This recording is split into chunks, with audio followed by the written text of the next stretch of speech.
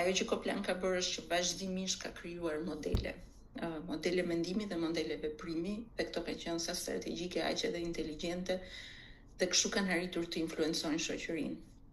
Gjithmonë Koplani ka ardhur me zgjidhje dhe alternativa për zhvillimin urban dhe territorit që kanë pasur në qendër njerëzit, kanë pasur në qendër qytetarin e thjeshtë. Dhe nuk është ndaluar në prodhimin e ideve dhe të mendimeve, gjithmonë ka parë më tej, ka parë përtej portofolit, ka parë përtej rezultateve të momentit. Koplani, siç e tha më parë, ka guxuar të eksperimentojë gjithmonë. Dhe ka bërë këtë përtej kufizimeve kontekstuale.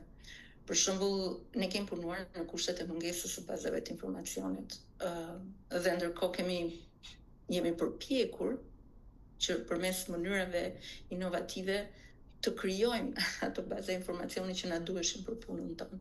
Gjithmonë kemi qenë në gjendje të kombinojmë rigorin shkencor me zgjidhje praktike dhe të përshtatshme për njerëzit.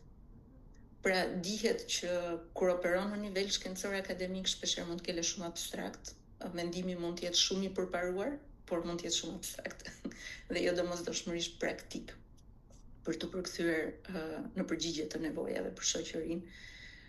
Mendoj që ne këto dy ekstreme kemi arritur t'i bashkojmë në perfeksion. Qasja e Koplanit praktikisht ka qenë që impaktin e vet ta depërtojë në shoqëri përmes agjendëve të ndryshimit. Pra Koplan ka krijuar agjendë ndryshimi. Dhe këtë agjendë ndryshimi i ka krijuar qoftë mes kolegëve që kanë kontribuar në vite që e përmenda, por edhe përmes partnerëve, studentëve dhe komuniteteve me të cilat ne kemi bashkëpunuar. I uroj Koplan që të vazhdoj të guxojë, të udhëheq me kuraj, e ka bërë këtë në 30 vite, mendoj që i ka të gjitha kapacitetet dhe mundësitë të vazhdojë ta bëjë, dhe i uroj të mbetet unik dhe inovativ. Të sfidoj sistemet, po të vazhdoj të ketë gjithmonë njerëzit në qendër. Ka pasur njerëzit në qendër, të vazhdoj të ketë njerëzit në qendër.